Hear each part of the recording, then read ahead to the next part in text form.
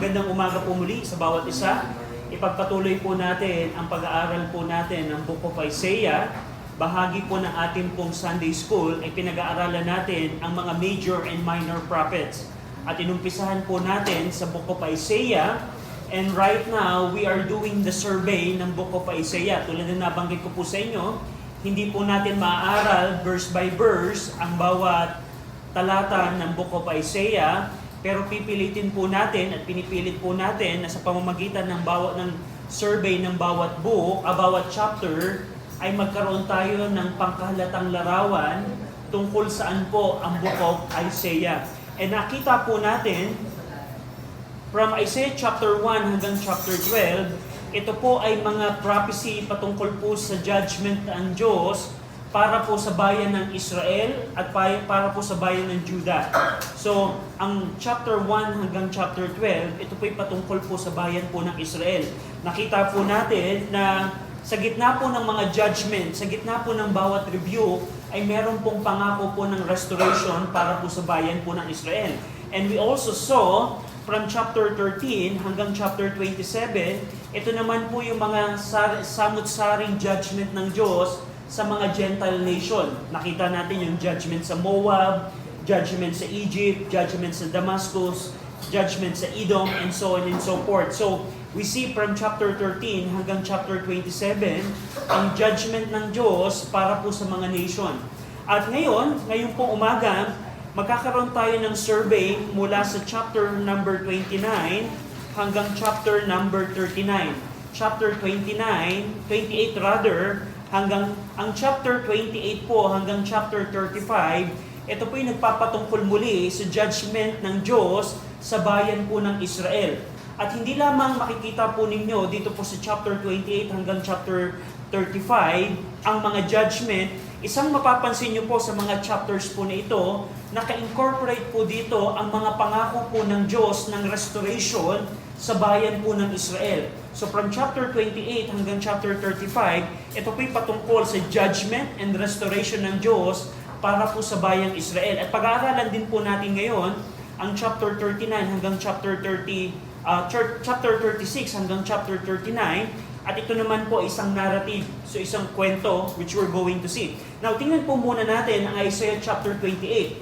Isaiah chapter 28. Now, ang Isaiah chapter 28 po, dito po nirebuke po ng Diyos ang pagmamataas, ang pag-iinom, at ang false security ng bayan po ng Israel.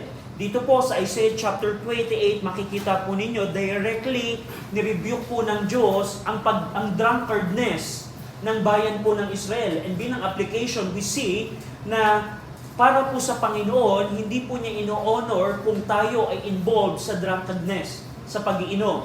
At dito, for example, tingnan niyo po sa Isaiah chapter 28, verse number 1. Tingnan niyo po, verse number 1. Woe to the crown of pride, to the drunkards of Ephraim, whose glorious beauty is fading flower, which are on the head of the fat valleys, of them that are overcome with wine. Napansin niyo po yung mga words na patungkol sa pag-iinom, drunkards, overcome with wine. Hindi lamang, tingnan niyo sa verse number 7, chapter 28, verse number 7, but they also have erred, sila ay nagkamali, through wine, and through strong drink are out of the way.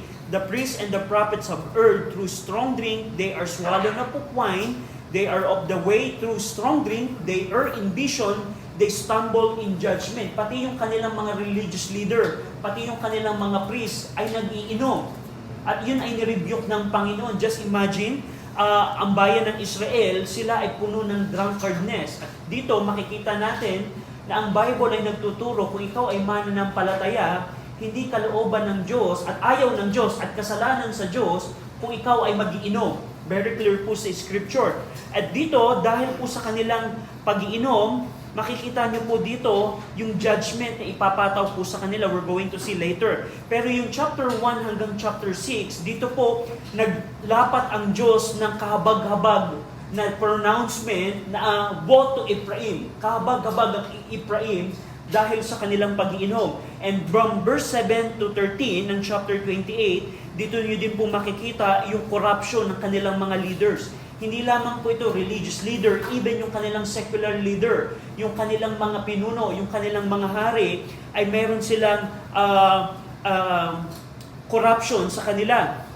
At verse number 14 hanggang 22 ng chapter 28, dito nyo po makikita, for example, tingnan nyo po sa verse 18, nirebuke din po ng Panginoon ang kanilang alyansa sa bayan po ng Ehipto.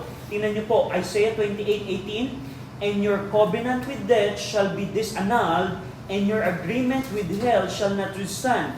When the overflowing scourge shall pass through, then ye shall be trodden down by it." Dito nyo po makikita na ang bayan po ng Judah ay nagkaroon po ng alyansa sa Ehipto. Anong kasalanan nila dito, Brother RJ? Mali ba na ang bayan ng Judah ay makipag-alyansa sa bayan ng Egypt? Dito po ang kanila pong pagkakamali na instead sila ay magtiwala sa Diyos upang i-deliver sila sa mananakop, mas pinagtiwalaan po nila ang Ehipto na magligtas sa kanila. At dahil po dyan, ang Diyos ay nirebuke ang kanilang kasalanan. Dito nyo makikita na ang Diyos ay isi-swept away ang kanila pong refuge. At sa gitna po ng kanilang, tingnan nyo po, sa gitna ng pagre-rebuke ng Diyos sa kanilang false alliance, yung kanilang pagtitiwala sa Ehipto, dito po ni-reveal ng Diyos sino yung cornerstone. Tingnan niyo po sa verse 16.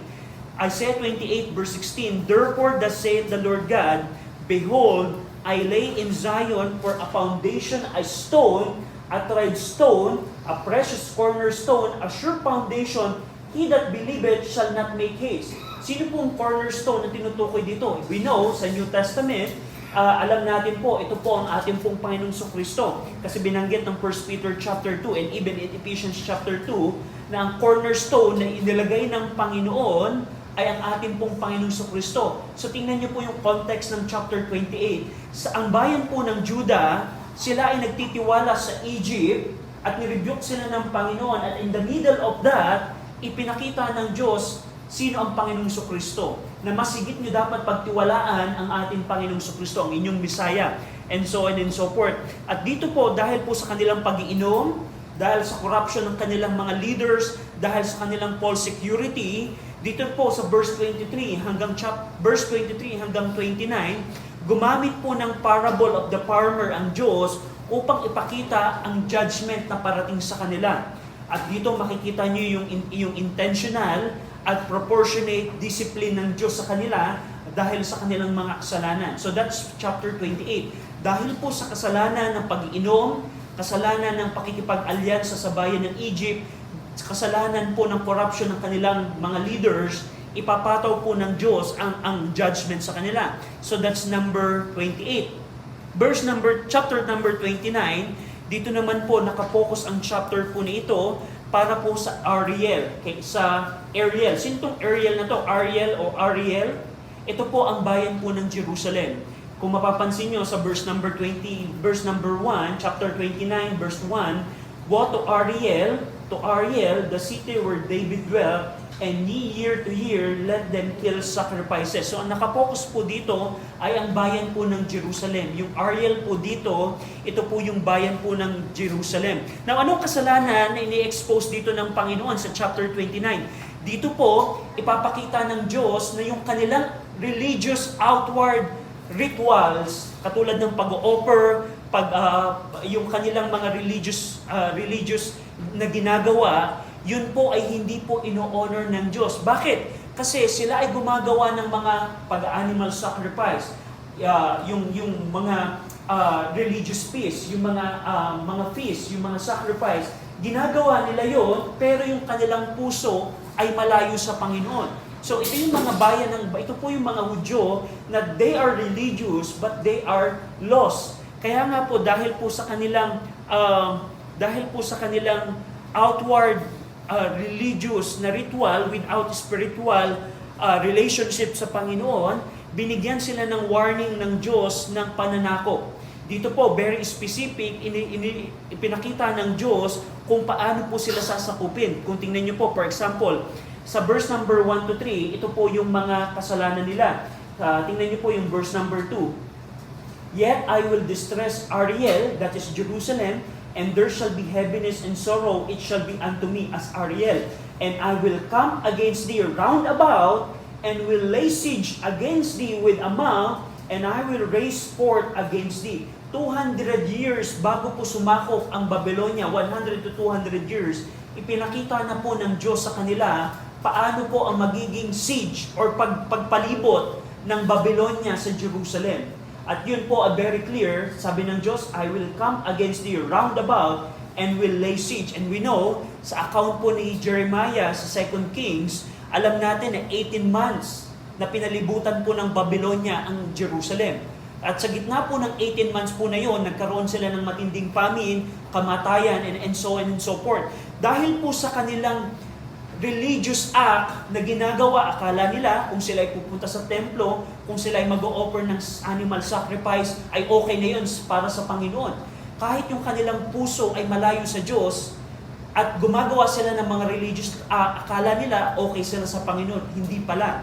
Ganun po ang pagkakamali po ng marami pong tao sa ating pong panahon. Akala nila na kahit sila ay nagsisimba, kahit sila ay merong debosyon, kahit sila ay merong religious act na ginagawa, akala nila sila ay okay sa Panginoon. No, hindi po. Maliban ang tao ay merong relasyon sa Diyos sa pamamagitan ng ginawa ni Kristo sa krus po ng Kalbaryo, hindi po tatanggapin ng Diyos Ama ang anumang sakripisyo, anumang religious ritual na gagawin po ng tao. Kaya nga po, kung ikaw ay Kristiyano, akala mo dahil ikaw ay nagsisimba, kahit ikaw ay gumagawa ng mga bagay na ito, pero malayo ang puso mo sa Diyos, hindi po yun ang katanggap-tanggap sa Panginoon. And you will see that in chapter 29, yung kanila pong spiritual blindness, na ang mga tao hindi nila maunawaan ang Diyos dahil sa kanilang empty religion. At sa gitna po ng kanilang empty religion na ito, tingnan niyo po sa verse 13, in-explain pa dito yung kanilang empty religion.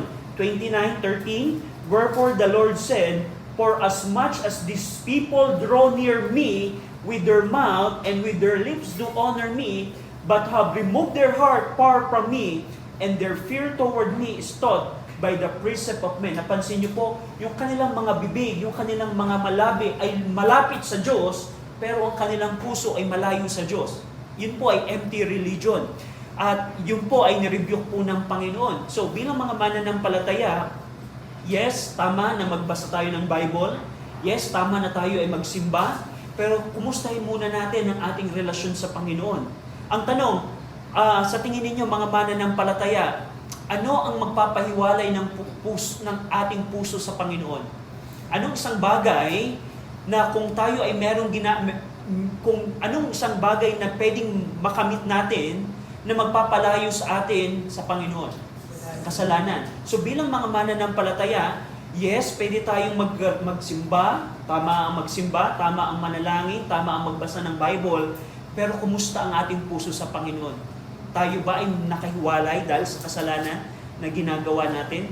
At kung tayo ay malayo sa Panginoon dahil sa ating kasalanan na ayaw natin bitawan, pero kahit tayo nagpapatuloy sa mga religious act na ginagawa natin, pagsisimba, pagpipray, yun po ay nire-reject po ng Panginoon. So naunawaan niyo po, hindi ang issue dito ay kung tayo ay nasa church. Ang issue dito, kumusta ang puso natin? Meron bang kasalanan na naghihiwalay sa atin sa Panginoon? So dito, yun po ang nirebuke ng Panginoon sa chapter 29.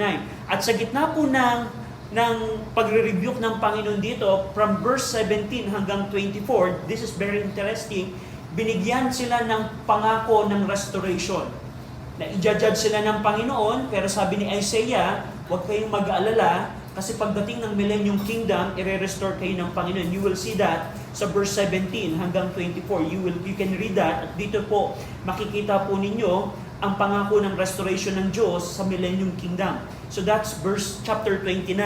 Now, chapter 30 and 31, dito po magpapatuloy po ang rebuke ng Diyos sa kasalanan po ng Israel sa pakikipag-alyansa po sa bayan po ng Egypt. Chapter 30 hanggang 31, nirebuke po ng Diyos ang Judah sa kanila pong rebellion at kanilang reliance sa Egyptian kaysa sa Panginoon. At ito po isang political strategy na ginawa po ng Judah na nagkamali sila. Instead na magtiwala sila sa Diyos, sa deliverance, kasi tandaan niyo po, nung panahon po ni Isaiah, ang bayan po ng Assyria ay malapit na pong masakop sila. Kumbaga parang sa ating panahon, threat sa kanila ang Assyria. Just imagine, let's say you are Taiwan. Ano ang threat ngayon sa Taiwan? Ang China. Parang ganun po. Ang ginawa ng Judah, dahil threat sa kanila yung Assyria, nagwo-worry sila na baka sakupin na tayo ng Assyria. Ang ginawa po ng mga hari po ng Judah, nakipag-alyansa po sila sa Ehipto kesa magtiwala sa ating Panginoon. At itong chapter 30 at 31, dito po nirebuke sila ng Panginoon dahil sa kasalanan iyon. Tingnan niyo po, chapter 30, verse 1 and 2. Woe to the rebellious children, saith the Lord, that take counsel, but not of me, and that cover with covering, but not of my spirit, that they may add sin to sin, that walk to go down into Egypt, and have not asked at my mouth to strengthen themselves in the strength of Pharaoh, and to trust in the shadow of Egypt. Napansin niyo po yung kanilang kasalanan. Instead na magtiwala sila sa Panginoon, mas hinanap nila ang lakas ng Egyptian. So bilang mga mananampalataya, paano natin ito ma-apply sa ating buhay? Bilang mga Kristiyano, dumating na ba yung time na may naging threat sa ating buhay? Threat halimbawa ng karamdaman, threat ng problema, threat ng anumang sakuna. Tinuturuan tayo ng chapter 30 to 31 na kung tayo pala ay aasa sa kayang gawin ng iba para sa ating problema, yun pala ay kasalanan sa Panginoon. You see that in chapter 30 and 31. So, kumusta Kristiyano kung merong problemang dumating sa buhay mo? Mas una mo bang sinasaliksik ang kayang gawin ng Diyos? O mas una mong sinasaliksik ang mga itutulong ng Bombay? And so on and so forth. So, dito po makikita natin ang kanila pong kasalanan. Tinawag silang rebellious. Dito po, tinawag po na pagre-rebelde yung kanilang distrust sa Panginoon. And you will see here na dahil ni-reject nila ang Panginoon, meron pong judgment na parating po sa kanila. Meron pong judgment na parating sa kanila. Tingnan niyo po yung verse 8 to 11. Chapter 30, verse 8 to 11. Now go, write it before them. Sabi ng Diyos kay Isaiah, now go, write it before them in the table and note it in a book, that it may be for the time to come forever and ever, that this is a rebellious people, lying children that will not hear the law of the Lord, which say to the seer, see not, and to the prophet, prophesy not unto us right things, speak unto us smooth things, prophesy deceit. Get you out of the way, turn aside out of the path, cause the Holy One of Israel to cease from before us. So you will see that yung kanilang rejection sa Word of God. At dahil po dito, from verse 18 hanggang 26, na kahit sa gitna ng kanilang distrust, ng kanilang kasalanan, ay nagbigay ng pangako ang Diyos ng biyaya, guidance sa kanila. And then po, ang napakaganda po sa Panginoon. Just imagine, kung tayo ang Diyos, dapat pinulbos na natin ang bayan ng Israel. Ayaw nyo magtiwala sa akin? Mas gusto nyo na magtiwala sa Ehipto? Wawasakin ko kayo. Pero dito nyo po sa verse number 18 hanggang 26, nagbigay po ang Diyos ng pangako po ng biyaya po sa kanila. At yan po ikamangha-mangha sa Panginoon. Tingnan nyo po, verse 18. And therefore will the Lord wait that He may be gracious unto you. And therefore will He be exalted, that He may have mercy upon you. For the Lord is a God of judgment. Blessed are all they that wait for Him. So you will see here na ang biyaya po ng Panginoon. At bahagi po ng biyaya po ng Panginoon sa kanila, mapapansin niyo po sa verse 27 hanggang 33, ang judgment ng Diyos sa Assyria. So at this point, kung sinulat po ito ni Isaiah, threat po sa kanila ang bayan po ng Assyria. At dahil doon, ang sabi ng Diyos, i-judge ko ang Assyria. You will see, tingnan niyo po for example sa verse 31. For though the voice of the Lord shall the Assyrian be beaten down, which smote with a rod. So nagpangako ang Diyos na ang Diyos ay susupulin ang bayan po ng Assyria. So that's chapter 30. Ang chapter 31 po, ito po'y continuation ng warning ng Diyos sa Judah sa kanila pong reliance sa Egypt for military help. Dito po, ang mga Hudyo, ang mga Israelites po, mas nagtiwala sila sa kayang ibigay po ng Ehipto, katulad po ng mga kabayo, katulad ng mga chariots, instead na magtiwala sila sa Panginoon. At dahil po doon, dito po sa chapter 31, ang Diyos po ay nagdeklara na ang bayan po ng Ehipto at yung pong mga and those who depend on it, yung bayan ng Ehipto at yung mga bayan na nagtiwala po sa Egypt ay kapwa pong pababagsakin po ng Diyos. Kapwa pong pababagsakin po ng Diyos. Tingnan niyo po sa verse 1 to 3, chapter 31, 1 to 3. Woe to them that go down to Egypt for help and stay on horses and trust in chariot, because they are many, and in horsemen, because they are very strong. But they look not unto the Holy One of Israel, neither seek the Lord. So makikita niyo po yung kasalanan po dito ng Panginoon, ng kasalanan ng mga tao, mga Israelites, specifically sa Panginoon. At dahil po doon, sila po ay i-judge po ng Panginoon. And in verse 8 to 9, kaparehas po ng chapter 30, nagbigay po dito ng preview ang Diyos sa parating po na judgment ay papataw niya sa bayan po ng Assyria. So, in order to easily remember, chapter 30 and 31, ang main na kasalanan po ng bayan po ng Judah po dito ay pagtitiwala sa Egypt kaysa sa pagtitiwala sa Panginoon. At dahil po dito, sila po ay hinusgahan po ng Panginoon. Now, chapter 32, ito naman medyo to shift. Kumbaga parang nagbago po yung mensahe. Kung kanina sa mga previous chapter, puro judgment, puro rebuke. Ito pong chapter 32, ito po ay nagpakita po ng vision ng Millennium Kingdom. Ipinakita po ng Diyos through Prophet Isaiah kung ano pong klaseng kaharian ang magaganap sa Millennium Kingdom. Tingnan niyo po sa verse number 1. Chapter 32, verse number 1. Behold, a king shall reign in righteousness, and princes shall rule in judgment. Kailan ito mangyayari, Brother RJ? Ito po yung mangyayari pagdating po ng Millennium Kingdom. Darating po ang time, tandaan niyo po, ang mundo po na ginagalawan po natin, darating po yung time na ang ating pong Panginoong Jesucristo ang mamumuno po sa mundo pong ito. At pagdating po ng araw po na yon, ang sabi po ng Diyos, siya po ay maghahari sa katuwiran. Maghahari po siya sa paghuhusga. At yan po ang bagay na inaabangan po natin bilang mga mananampalataya. Kung ikaw ay mananampalataya, dapat nating saliksakin ang kaharian ng Diyos at ang kanyang katuwiran kaysa sa mga bagay na ating pangangailangan. Matthew 6:33. At dito niyo po makikita kung anong klase pong bagay po ito. Tingnan niyo po sa chapter 32, verse number 15. Darat sa Millennium Kingdom po, ibubuhos po ng Diyos ang kanyang spirito as fulfillment ng Book of Joel. Sa Millennium Kingdom, actively po na mamumuno at mangunguna at magmi-minister ang Holy Spirit sa Millennium Kingdom. Tingnan niyo po sa verse 15. Until the Spirit be poured upon us from on high, and the wilderness be a fruitful field, and the fruitful field be counted for a forest. Now, tandaan niyo po ito. During the Old Testament po, ang banal na Espiritu po ay hindi po nananahan sa mga Hudyo. Kung titingnan niyo po yung Hebrew word na ginagamit po ng mga Bible writer, for example, when the Holy Spirit came to David, pag tiningnan niyo po yung word na came sa Hebrew word, hindi po ito nag-indwell kay David. Ibig sabihin, kasama lang to ni David, ang banal na Espiritu. Whenever ang Holy Spirit ay dumadating po sa Old Testament saint upang gawin ang isang bagay, like for example, si Samson. Pag tinignan po ninyo, hindi po nag-indwell ang Holy Spirit. In contrast po sa ating pong panahon sa New Testament po, ang banal na Espiritu po ay nag-indwell. Kaya po nung napakita po ni Isaiah dito na ang Spirit ay ipo-poured out, yun po isang malaking bagay po sa kanila. Hindi nila nai-enjoy yung blessing na nai-enjoy natin ngayon na ang banal na Espiritu po ay nasa atin.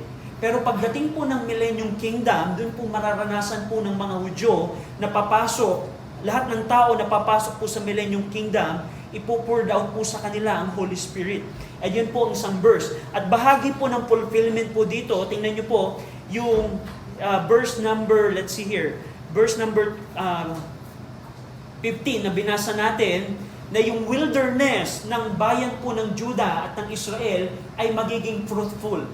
Sa Millennium Kingdom po, lahat po ng disyerto ngayon sa Middle East, na alam natin ngayon, lahat po ng yun ay magiging fruitful.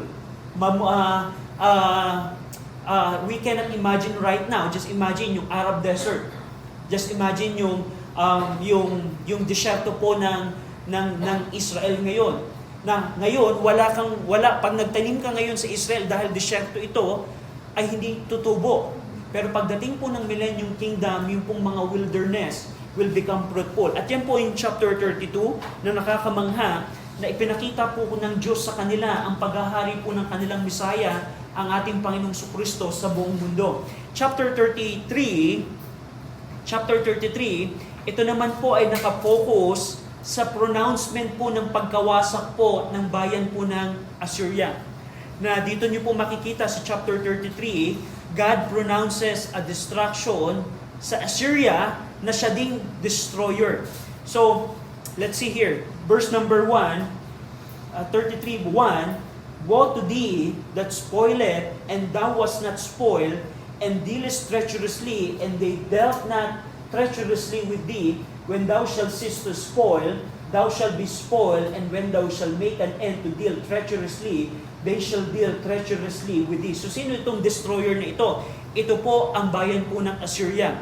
In contrast sa isang destroyer na Assyria, dito po sa chapter 33, ipinakita po ang future po ng Zion, ng Jerusalem. Zion is Jerusalem, Mount Jerusalem or Mount Zion. They are the same. Na dito po ipinakita sa chapter 33 na ang bayan po ng Jerusalem ay magkakaroon ng divine protection, ng righteous rule at ng restored peace. Kailan mangyayari ito? Sa pagdating po ng Messiah sa Millennium Kingdom, pag ang Panginoon po ay naging naghari na sa buong mundo. You will see that from verse 17 hanggang 24. For example, tingnan niyo po, chapter 33, verse 17.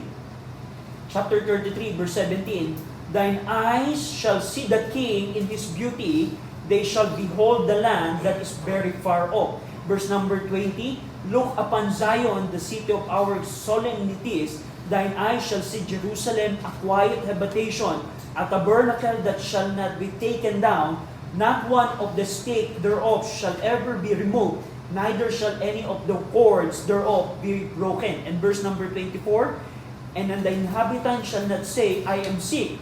The people that dwell therein shall be forgiven their iniquity. Pagdating po ng Millennium Kingdom, wala na pong karamdaman. At anong implication nito? Tingnan niyo po ito. Dalhin po ninyo ang inyong mga paa sa audience po ni Isaiah. Tingnan niyo po ito.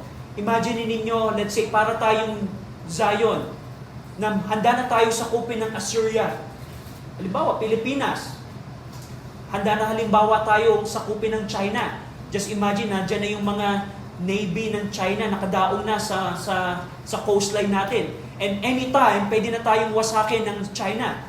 Ganun po ang setup ngayon ng Jerusalem nung mga panahon po ito. Ang Assyria po ay malapit na po silang sakupin at gusto silang wasakin. Ang Assyria gusto silang wasakin, gustong i-destroy po sila. Pero on the middle of that threat, ipinakita ng Diyos sa kanila, don't you know, na ang Jerusalem ay magiging quiet habitation. At yun po ay preview ng Millennium Kingdom. So, dito nyo po makikita na ine-exhort ng Diyos ang mga Hudyo na kahit merong threat ng Assyria sa kanila, darating yung time na ang Jerusalem ay magiging glorious place para sa Panginoon. That's chapter 33. Chapter 34, dito po makikita po ninyo ang judgment ng Diyos, hindi lamang sa Assyria, kundi sa lahat po ng bayan.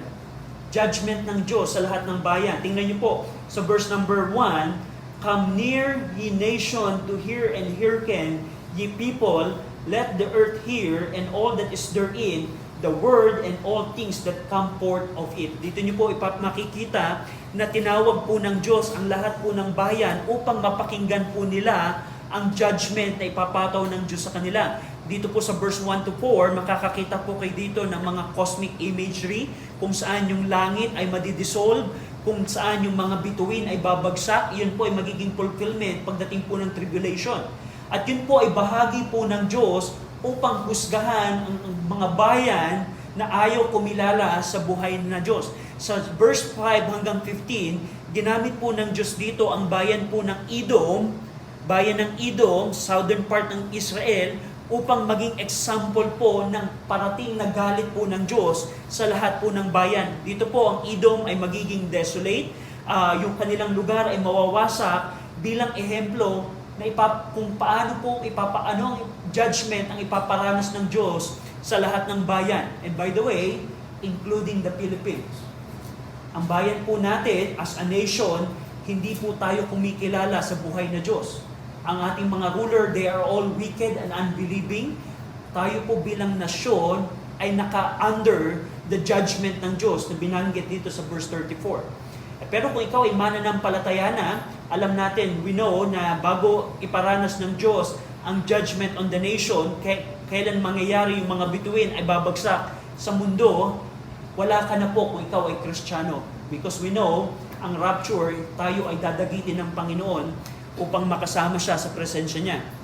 So chapter 34, it's all about judgment of the nation. Chapter 35, ito po ay kaligtaran ng chapter 34. Kung yung chapter 34 ay puro distraction na ipaparanas ng Diyos sa mga bayan, ito pong chapter 34, ito po ay kabaligtaran kung saan yung judgment ay magiging restoration at magiging joy. The judgment will become restoration and joy. Dito nyo po makikita sa chapter 35, ano ang itsura ng Millennium Kingdom. Kung kayo ay nagtataka, Brother RJ, anong itsura kapag si Jesus Christ ay naghahari na sa mundong ito? Chapter 35 will tell us, dito nyo po makikita yung renewal ng creation. Remember in Genesis chapter 3, sinumpa po ng Diyos ang mundo po natin dahil po sa kasalanan. Pero pagdating po ng Millennium Kingdom, yung sumpa na ibinigay ng Diyos sa creation, yun po lahat ay mababago, ay ma-uplift. And you will see here, for example, tingnan nyo po verse number 1, the wilderness and the solitary place shall be glad for them, and the desert shall rejoice, and blossom and the rose. Just imagine, pumunta ka sa Sahara Desert ngayon. Sahara Desert. Yung Sahara Desert na tuyong-tuyo, na kahit anong gawin mo sa lupa na yun ay walang tutubo. Pagdating po ng millennium, may mga bulaklak na tutubo sa desert na yun. At yun po ay reversal ng sumpa po ng Panginoon. Dito nyo din po makikita yung wala na pong magiging karamdaman sa Millennium Kingdom. Tingnan nyo po sa verse 5. Then the eyes of the blind shall be opened, and the ears of the deaf shall be unstopped. Then shall the lame man leap as an hart, and the tongue of the dumb sing. For in the wilderness shall water break out and stream in the desert. Dito niyo po makikita ang magiging miracle power ng Diyos sa pagpapagaling sa Millennium Kingdom. Kaya nga po, tingnan niyo po ito. Nung si Jesus Christ po ay nagkatawang tao at ginawa niya yung mga miracle power ng Messiah na gagawin ng kanilang hari in the Millennium Kingdom, yun po ay senyales na si Jesus Christ ang kanilang Messiah. So, nung ang Panginoong Kristo po ay nagkatawang tao at siya'y nagpapagaling, yung mga bingi ay nakakapakinig, yung mga bulag ay nakakita, yung mga pilay ay nakalakad, ginawa po ni Jesus Christ yun as fulfillment ng messianic power niya na gagawin niya sa Millennium Kingdom. Ayan po ang magiging ministry po ng Panginoong Kristo in the Millennium Kingdom. Hindi lamang po doon, sa chapter 35, makikita niyo po dito yung highway of holiness. Highway of holiness, ito po yung magiging pilgrimage ng mga tao pag sila po ay sasamba sa Millennium Kingdom. Verse 8 to 10, you will see there yung pong highway. And that's chapter 35. Chapter 35, yan po ang preview ng Millennium Kingdom. So, chapter 36 hanggang chapter 39, chapter 36 hanggang 39, ito po ay narrative. Ito po ay isang narrative. Pag sinabi pong narrative, ito po yung kwento. Meron, nung si Hezekiah po, ay na-confront ni King Sennacherib ng Assyria, nung time po na ito, let's see here, bigyan natin ng visualization. Kasi ito po ay isang historical event sa bayan po ng Jerusalem. Ito po yung Israel, so ito po yung Mediterranean Sea, ito po yung Sea of Galilee, and then ito po yung Dead Sea. We know na nandito pong part ang Jerusalem. At nung time po ng chapter 36 hanggang 39, may mga syudad po ang Judah na military force. Meron pong Lachish, meron pong mga bayan po yan sa south. Ang very significant po dito ay yung pong bayan po ng Lachish. Now, ito po yung Jerusalem. Now, bakit ganun ang structure ng Judah? Kasi tandaan niyo po, nung panahon po ng mga Hudyo, ang Lachish po ang nagiging military base po nila. Kumbaga parang kung kailangan nila ng reinforcement o magpadala ka ng mensahero sa Lachish dahil na doon yung mga espada nila, na doon yung mga supply nila upang masuportahan yung capital city ng Jerusalem. Parang halimbawa ngayon, very strategic. Kung halimbawa ang capital natin ay Manila, nasa Subic Bay, halimbawa yung military base natin. Something like that. Pero nung time po ng chapter 36 hanggang 39, yung Assyria po ay dinestroy na po yung Lachish. At yung po mga bayan, ibang bayan po ng Jerusalem. At ang tanging natitira na lamang na hindi po nasasakop ng Assyria ay ang Jerusalem. Kaya ang ginawa po nila dito, pumalibot po sila sa Jerusalem. Iyan po isang military tactic na ginagawa po ng ancient military kasi ang gagawin po nila, gugutumin muna nila ang mga tao sa loob ng syudad hanggang sa sumuko na lamang sila. At dito po sa chapter 36 hanggang 39, ito po yung narrative na kinuwento po ni Isaiah ano po yung nangyari nung mga panahon pong ito. Sa chapter 36 verse 1, tingnan niyo po, ito po ay kwento. Now it came to pass in the 14th year of King Hezekiah that Sennacherib, king of Assyria, came up against all the defense cities of Judah and took them. So napansin niyo po, nasakop na ni Sennacherib yung pong mga defense city, including po, mapapansin nyo sa verse number 2, and the king of Assyria sent Rabbakesh from Lachish to Jerusalem. Yung pong Lachish, yun po ay isang defense city ng Jerusalem. Ito po ay tumatayong reinforcement ng Jerusalem. At nung nasakop na po ng Assyria ang Lachish, ang ginawa po ng Assyria, nagpadala po siya ng mensahero kay Hezekiah sa Jerusalem. At ano kaya ang sasabihin ng mensahero pong ito? Tingnan niyo po dito. Sa verse number 2 to 10, makikita po niyo dito yung mensahero pong si Rabshakeh. At ang ginawa po niya dito, nagkaroon po siya ng propaganda. Basahin niyo po ito sa bahay, very interesting po ito. At ang ginawang propaganda po ng Assyria sa pamamagitan ng mensaherong ito, sinabi niya na huwag kayong magtiwala sa inyong haring Hezekiah. Huwag kayong magtiwala sa inyong Diyos.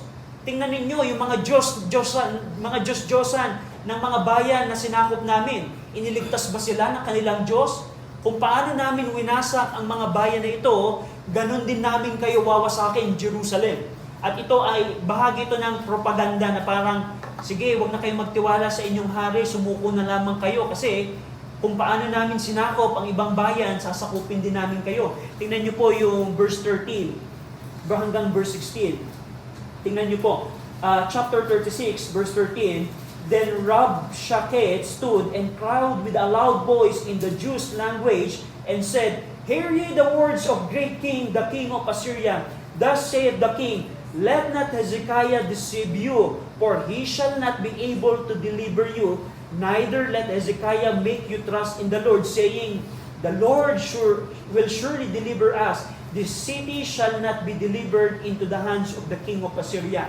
So merong propaganda itong mensahero ng Assyria na huwag kayong magtiwala kay Hezekiah. Kung sasabihin ni Hezekiah na ililigtas kayo ng inyong Diyos, huwag niyong paniwalaan yan. Ganun po ang mockery na ginawa po ni Sennacherib o ng kanyang mensahero sa Jerusalem. Tandaan niyo po, nung time na ito po yung Jerusalem, let's say, na dito po yung armies nakapalibot ang mga sundalo po ng Assyria. At isa pong bagay, kung halimbawa pumunta kayo sa Israel ngayon, ang isa pong ginawa po ni Hezekiah nung mga panahon na sinasakop po siya, during the siege, ang tawag po dito ay siege. Ang taktika po ng siege, ang gagawin ng mga army, papalibutan yung bayan upang magutom at mauhaw yung mga tao sa loob ng siyudad. Ginawa po ito ng mga Romans, ginawa po ito ng Babylonia sa Jerusalem. Pero ang pinakataktika po dito ay magutom. Alam niyo yung ginawa po dito ni Hezekiah during the siege? Nagkukay po siya ng tunnel, papunta po sa isang spring. Upang kasi yung syudad po dito, ito po yung city wall, yung spring po dito, I forgot the term, pero meron pong spring dito sa east, na ang ginawa po ng kanilang army, nagukay sila. Nagukay sila ng spring na nagkokonekta ng tubig doon sa nasa labas ng gate, papasok po ng syudad. At anong goal nun, Brother RJ? Kasi during the siege po, kailangan nila ng tubig. Kailangan nilang makainom. Yung supply ng tubig na yun ay nasa labas ng pader nila. Kaya ang ginawa po ni Hezekiah, nagukay siya ng tunnel.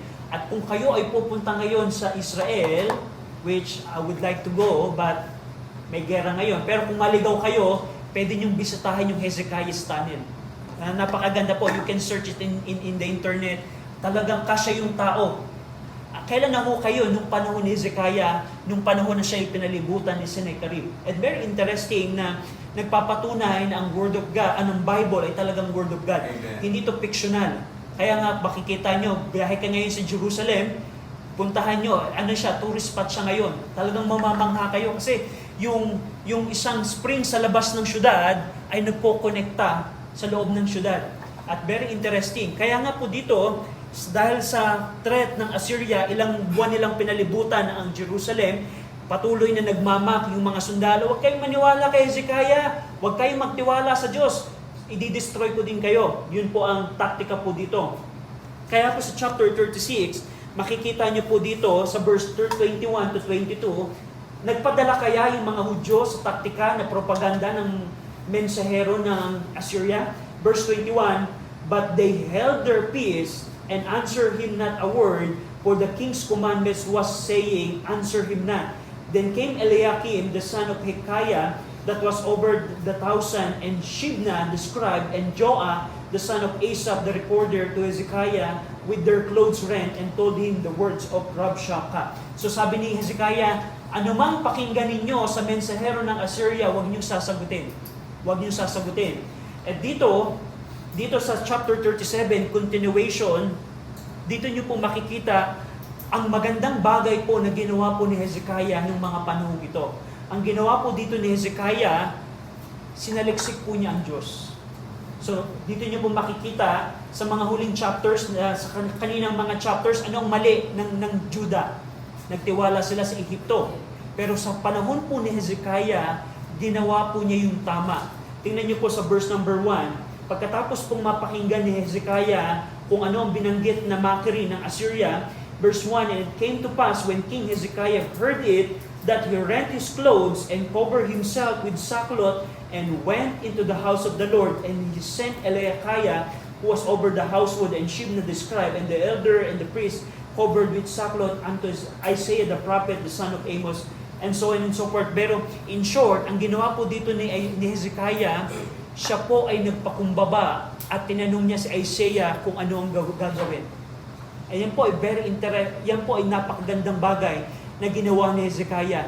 Hindi siya nagtawala sa Egyptian, kundi tinawag niya, Isaiah, alam ko na isa kang propeta, anong mensahe ng Diyos sa ating sitwasyon? So diyan po, we can learn something from Hezekiah. Whenever na merong problema, may circumstances na dumadating sa atin, sino yung propeta? Ano yung propeta na pwedeng magbigay ng mensahe sa atin mula sa Panginoon? Ang Word of God. So, wala tayong propeta ngayon, pero meron tayong Word of God. So, kung meron tayong pagsubok, katulad ng hari ng Hezekiah, mas dapat natin gawin ay saliksikin, ano kaya ang mensahe ng Diyos sa aking kalalagayan? And yun po ang ginawa po ni Hezekiah dito. At dito sa chapter 37, patuloy pa rin po ang mockery ng kanyang mensahero. Tinetret po sila. Sinabi dito sa chapter 37, alam niyo ba yung mga bayan na sinakop na namin? Sino nakakaakala na kayo, Jerusalem, ay makakaligtas? Hindi niyo ba alam na marami na kaming bayan na sinakop? At dahil po doon, sa verse 14, tingnan niyo po dito, and Hezekiah received the letter from the hand of the messenger and read it. And Hezekiah went up unto the house of the Lord and spread it before the Lord. Verse 15, and Hezekiah prayed unto the Lord, and so on and so forth. Mababasa niyo po dito kung ano po ang naging prayer ni Hezekiah. That's the good thing about King Hezekiah, na siya ay nagtiwala sa Panginoon. At dahil po dito, tingnan niyo po, sa verse 36, sa verse 21 to 35, makikita niyo po dito yung sagot ng Panginoon. But tingnan niyo po yung verse 36 to 38. 36 to 38, and the angel of the Lord went forth and smote in the camp of Assyrian 180,5,000.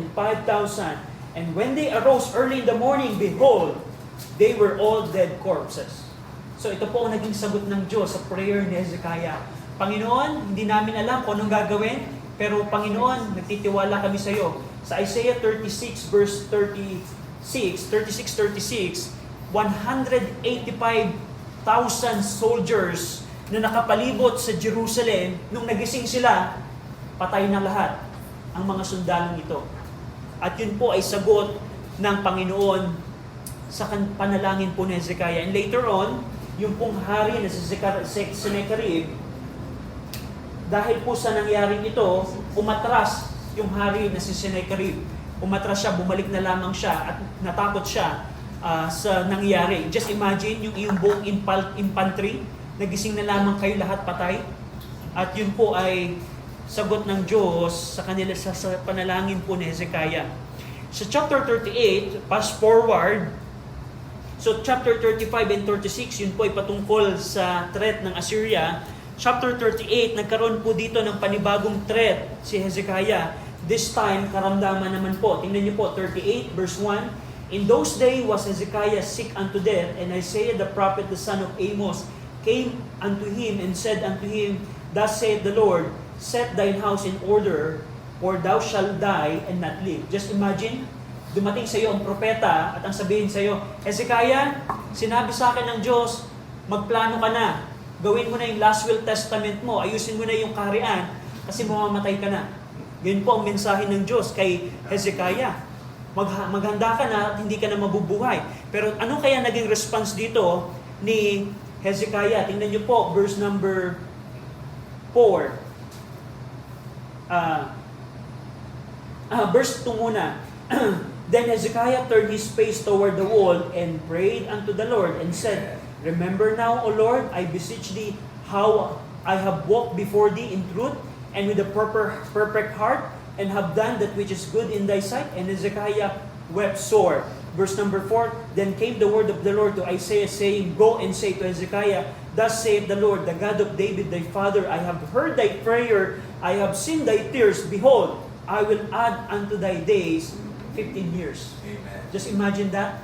Kumatok na sa'yo, halimbawa, kumatok na yung sinabi na ng doktor sa'yo, Ma'am, meron kayong cancer, 3 months na lamang ang ibubuhay ninyo. Parang ganun ginawa ni Isaiah. King Hezekiah, handain mo na ang tahanan mo kasi mamamatay ka na. Pero dito, si Hezekiah na nalangin. I like the prayer of Hezekiah. We can learn a lot from the prayer of Hezekiah. Kasi anong ginawa po ni Hezekiah dito? Piniresent niya yung kanyang tamang paglakad sa Diyos. Panginoon, don't you know na ako'y lumakad ng maayos kasama mo? Panginoon, hindi niyo ba alam na nung ako ay nabuhay, ako'y naglingkod sa iyo, ako'y namuhay ng may katuwiran? And we can learn something from that. Dumating na ba yung time na humingi ka ng prayer sa Panginoon? Not biblical po na sabihin mo sa Panginoon, Panginoon, hindi niyo ba nakikita kung paano ako tapat na namumuhay sa iyo? Panginoon, meron akong request. Request ko ang kagalingan. Panginoon, alam mo kung paano ako naglilingkod sa iyo. Panginoon, alam mo kung paano ako namumuhay ng matuwid. And that's what Hezekiah did. At bilang sagot, ay binigyan siya ng answered prayer. Hindi lamang 3 buwan, hindi lamang 6 months, hindi lamang 12 months, 15 years ang idinagdag ng Diyos. Amen. So biblical po na manalangin tayo na, Panginoon, pwede bang i-prolong mo yung buhay ko? Panginoon, meron akong karamdaman, may hina ako, pero Panginoon, alam mo ang aking buhay, namumuhay ako ng matuwid, pwede bang bigyan mo ako ng taon pa? And God answered that kind of prayer. That's chapter 38. And last, chapter 39, ito po yung huling narrative. Yung palang huling bahagi ng 38, dito po, sa chapter 38, verse 9 to 20, makikita nyo po dito yung kanta ni Hezekiah. So sumulat ng kanta po dito si Hezekiah. Ito po yung kanta dahil sa parating na kamatayan. And you will see here na kinikilala ni Hezekiah na ang buhay ng tao ay maikli lamang. So you will see that in verse 9 to 20. And last, chapter 39, dito naman makikita po ninyo, so si Hezekiah, nung chapter 36, 37, and 38, maganda ang ginawa ni Hezekiah. Pero sadly, sa verse chapter 39, dito po bumagsak si Hezekiah. Yung kanya pong paghahari, gumawa po siya ng plunder, ng kamalian. Anong naging kamalian po dito ni Hezekiah? Tingnan niyo po sa verse 1 and 2. At that time, Merodach Baalda, the son of Baladan, king of Babylon, sent letters and a present to Hezekiah, for he had heard that he had been sick and was recovered. So nabalitaan ng Babylonia na yung si Hezekiah ay gumaling, kaya nagpadala ng regalo. Parang gratitude. Verse number 2, ito po ang pagkakamali ni Hezekiah. And Hezekiah was glad of them, and showed them the house of his precious things, the silver and the gold and the spices and the precious ointment, and all the house of his armor, and all that was found in his treasures. There was nothing in his house, nor in all the dominion that Hezekiah showed them not. So ang ginawa po dito ni Hezekiah, ipinakita po niya kung ano ang kayamanan niya. So meron pong dalawang mali po dito sa Hezekiah. Yung paraan ng pagpapakita niya ng mga kayamanan ng kanyang kaharian, ito po ay isang act of pride, isang gawa ng pagmamayabang. Pangalawa, ito din po ang isang pagpapakita ng political self-reliance. So dito niyo po makikita na yung bahagi ng pagpapakita ng yaman, ito po yung merong attitude na, alam mo, Babylonia, makapangyarihan kami, pwede kang makipag-alyansa sa akin. So dito, ito po ang mali po ni Isaiah po dito. Dahil po dito, si Isaiah, yung propeta, kinumpront po si Hezekiah. Tingnan niyo po verse 3. That came as Isaiah the prophet unto Hezekiah and said unto him, What said these men?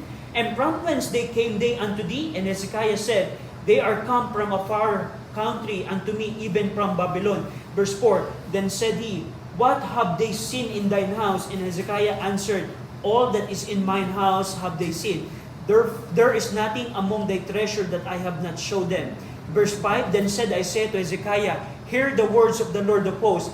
Behold, the days come that all that is in thine house, and that which thy fathers have laid up in store, until this day shall be carried to Babylon, nothing shall be left, said the Lord, and so on and so forth.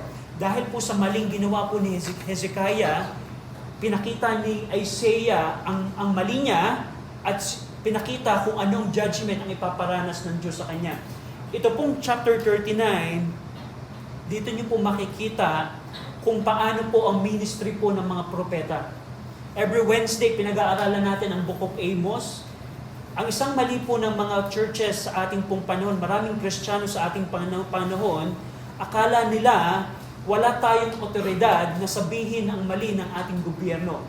Si Prophet Isaiah po ay isang ehemplo po natin na nung merong ginawang maling desisyon si Hezekiah, kumatok si Isaiah at sinabi, Hezekiah, mali ang ginawa mo. At ganun din po sa atin.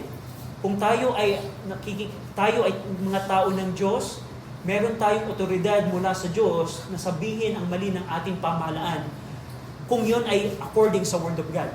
So, that's what Hezekiah did, and Isaiah rebuked Hezekiah for that act. So, that's chapter 39.